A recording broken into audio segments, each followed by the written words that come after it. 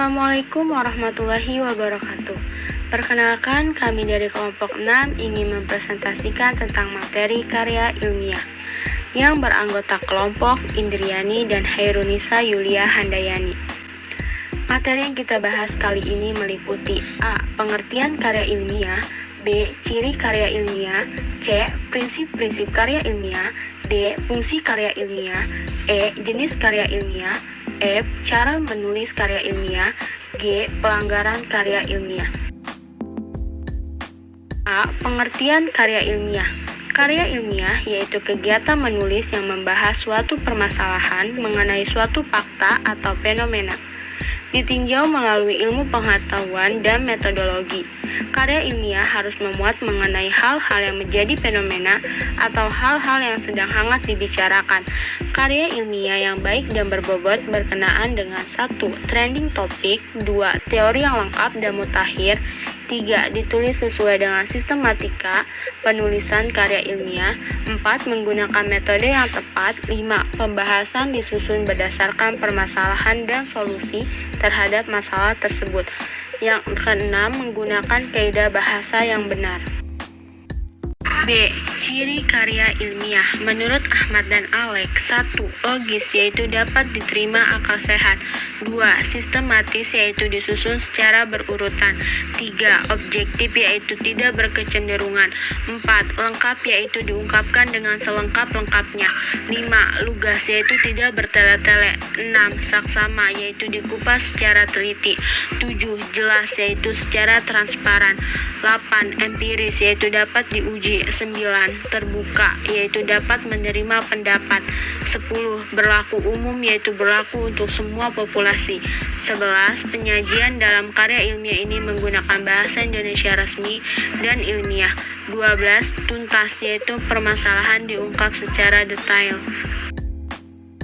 C. Prinsip-prinsip penulisan karya ilmiah.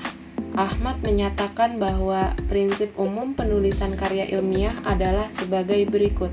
1. Objektif, artinya setiap pernyataan ilmiah dalam karyanya harus didasarkan kepada data dan fakta. 2. Prosedur atau penyimpulan penemuannya melalui penalaran induktif dan deduktif.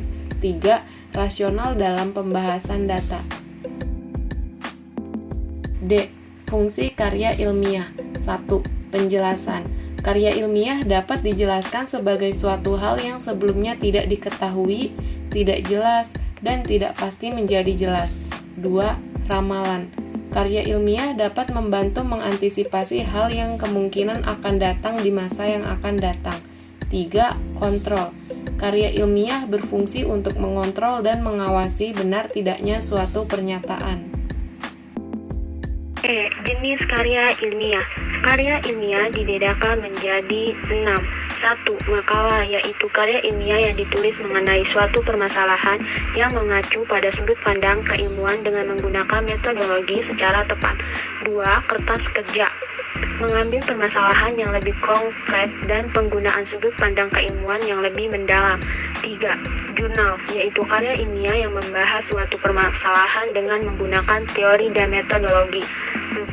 Skripsi, yaitu tugas akhir yang dikerjakan oleh mahasiswa untuk memenuhi syarat mendapatkan gelar sarjana. 5. Tesis, digunakan di tingkat magister. Metodologi dan referensi yang digunakan lebih kompleks.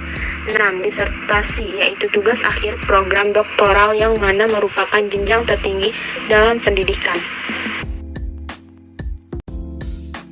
Adapun perbedaan skripsi, tesis, dan disertasi bisa dilihat secara langsung di dalam tabel.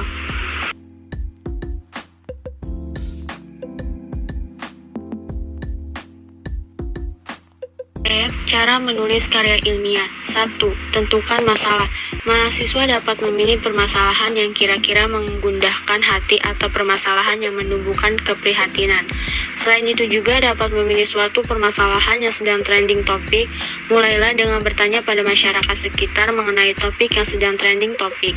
Setelah permasalahan tersebut ditemukan, maka tentukan sudut keilmuannya. 2.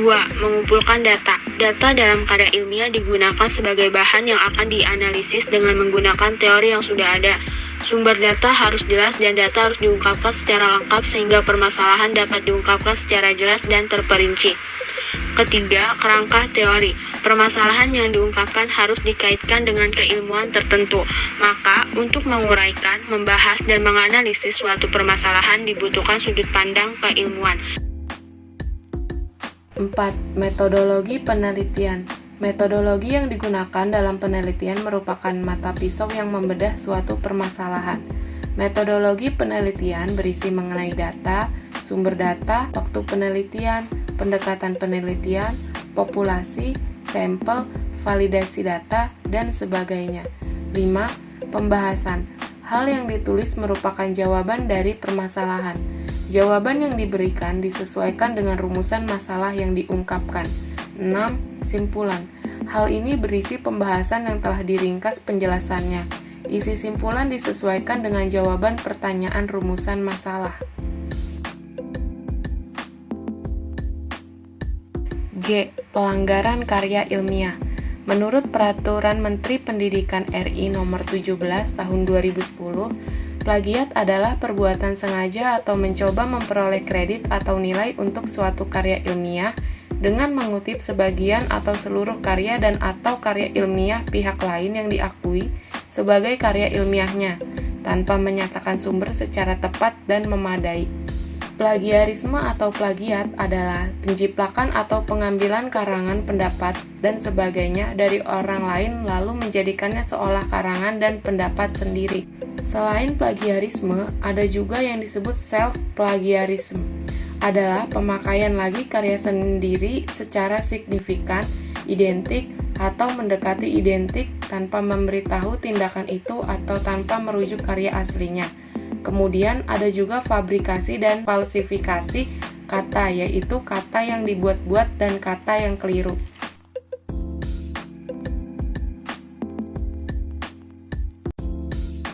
Untuk menghindari pelanggaran tersebut, penulis terlebih dahulu menyiapkan buku yang akan dibaca, membuat catatan kecil yang nantinya dijadikan kumpulan catatan, menuliskan identitas buku seperti judul, pengarang, penerbit, tahun terbit, tempat terbit, dan jumlah halamannya.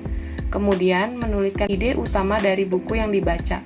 Memulai menulis dengan melihat dari catatan kecil tadi yang nantinya dikembangkan kembali. Sekian dari kelompok 6 tentang presentasi materi karya ilmiah. Itu saja yang dapat kami presentasikan. Kurang lebihnya mohon maaf. Jika ada yang kurang jelas bisa ditanyakan langsung. Wabillahi taufiq wal hidayah. Wassalamualaikum warahmatullahi wabarakatuh.